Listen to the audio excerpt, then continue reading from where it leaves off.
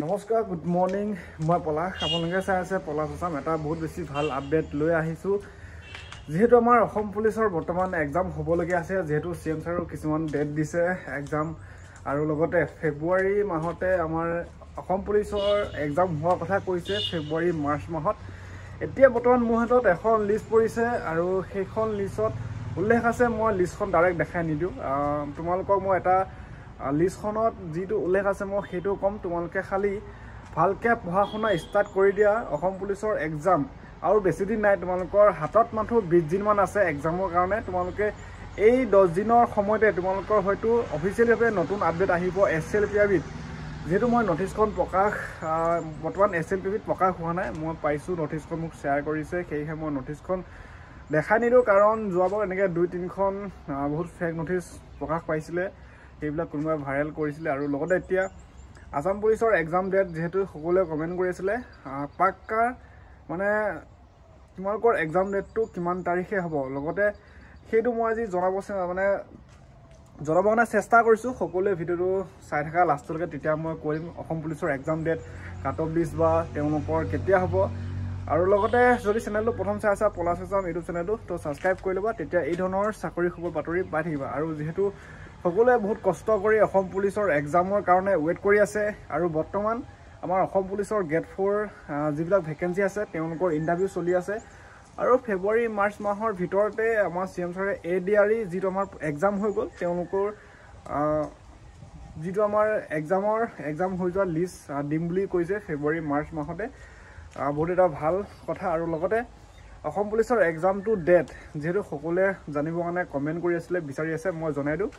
তোমালোকৰ এই 10 দিনৰ ভিতৰতে SLPIBত নটিছখন প্ৰকাশ পাব হয়তো। আৰু লগতে এই নটিছখনত মই যিখন নটিছ পাইছোঁ তাত উল্লেখ আছে অসম পুলিচৰ এক্সাম ডেট। তাত আছে যে তোমালোকৰ 18 তাৰিখৰ ভিতৰত হয়তো কাট অফ লিষ্ট প্ৰকাশ পাব, লগতে এডমিট কাৰ্ড ডাউনলোড হ'ব 25 তাৰিখে। এই ফেব্ৰুৱাৰী 25 তাৰিখে হয়তো এডমিট কাৰ্ড ডাউনলোড হ'ব, আৰু কাট অফ লিষ্ট হয়তো তোমালোকৰ 18 তাৰিখৰ ভিতৰত তোমালোকে পাই যাবা। তোমালোকৰ ফিজিকেল ষ্টেণ্ডাৰ্ড টেষ্ট দিওঁতে যিমানখিনি নম্বৰ পাইছিলা তাৰ ওপৰত ভিত্তি কৰি, যিহেতু ডিষ্ট্ৰিক্ট ৱাইজ কাট অফ যাব, আমাৰ উল্লেখ আছে SLPIBত ডিষ্ট্ৰিক্ট ৱাইজ কাট অফ, সেয়েহে অতি কম দিনৰ ভিতৰতে আহি আছে। তোমালোকে পঢ়া ষ্টাৰ্ট কৰি দিয়া। CM ছাৰেও কৈছে ফেব্ৰুৱাৰী নহ'লে মাৰ্চৰ শেষৰ প্ৰথম এনেকৈ বুলি কৈ থৈছে, ফেব্ৰুৱাৰী শেষৰ মাৰ্চৰ প্ৰথম। কিন্তু মই নটিছখনত প্ৰকাশ পোৱা মতে মই কৈছোঁ তোমালোকৰ এই 20 দিন আছে হাতত সময়, SLPIBত প্ৰকাশ পাবই। লগতে অসম পুলিচৰ এডমিট কাৰ্ড 25 তাৰিখে ডাউনলোড হ'ব বুলি আছে নটিছখনত উল্লেখ। লগতে কাট অফ লিষ্ট 18 ফেব্ৰুৱাৰী, আজি যিহেতু 8 ফেব্ৰুৱাৰী, মই আপডেট দিম ভিডিঅ'টো। আৰু লগতে তোমালোকে যদি মোৰ চেনেলটো প্ৰথম চাই আছা পলাশ আছাম ইউটিউব চেনেলটো ছাবস্ক্ৰাইব কৰি ল'বা। এতিয়া বিশেষ হ'ল অসম পুলিচৰ এক্সাম কিমান তাৰিখে হ'ব, যিহেতু সকলোৱে জানিবৰ কাৰণে খুজি আছিলে, মই জনাই দিছোঁ। তোমালোকৰ ফেব্ৰুৱাৰীত যদি নহয়, যদি কেনেবাকৈ ফেব্ৰুৱাৰীত নহয়, মাৰ্চৰ 2 তাৰিখে বা 9 তাৰিখে অসম পুলিচৰ এক্সাম হৈ যাব কনফাৰ্ম। তোমালোকে সেইটো দি লোৱা। যদি মই নটিছখনত উল্লেখ মতে কৈছোঁ ফেব্ৰুৱাৰী যদি এক্সাম নহয়, আমাৰ CM ছাৰে কৈছে ফেব্ৰুৱাৰী লাষ্টৰ ফালে নহ'লে মাৰ্চৰ প্ৰথম ভাগত।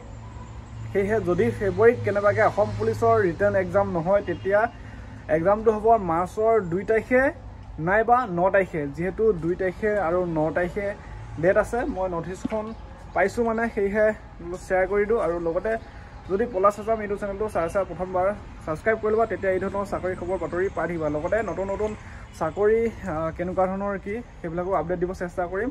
আৰু এইটো আছিলে আজি আপডেটটো। যিহেতু আমাৰ অসম পুলিচৰ এক্সামৰ কাৰণে সকলোৱে ৱেইট কৰি আছে, ভালকৈ পঢ়া, হাতত মাথো বেছি দিন নাই, তোমালোকৰ 20 দিন আছে। আজি 8 তাৰিখ, আৰু 20 দিন এই ফেব্ৰুৱাৰী মাহ গ'লে তোমালোকৰ 2 বা 9 তাৰিখে অসম পুলিচৰ ৰিটেন এক্সাম হৈ যাব। আৰু এক্সামটো ভালকৈ দিলে নেক্সট এটা ইভেণ্ট আছে 5 নম্বৰ অৰেল ভাইভা, সেইটো ভালকৈ হ'লে হয়তো মেৰিট লিষ্টত প্ৰকাশ পালে, নাম আহিলে চাকৰি হৈ যাব অসম পুলিচত 2025ত।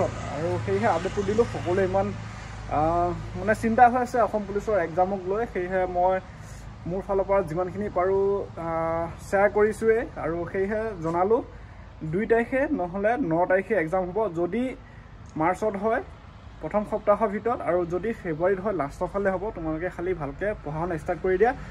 SLPIBত খুব কম দিনৰ ভিতৰতে অসম পুলিচৰ এক্সামক লৈ নিউ আপডেট আহিব। আৰু যদি অফিচিয়েলিভাৱে আহে মই ধুনীয়াকৈ শ্বেয়াৰ কৰিম অফিচিয়েলিভাৱে যিবিলাক আপডেট পাওঁ আৰু লগতে আজিলৈ ভিডিঅ'টো আছিলে মানে অসম পুলিচৰ কাৰণে সকলোৱে ভালকৈ পঢ়ি থাকা।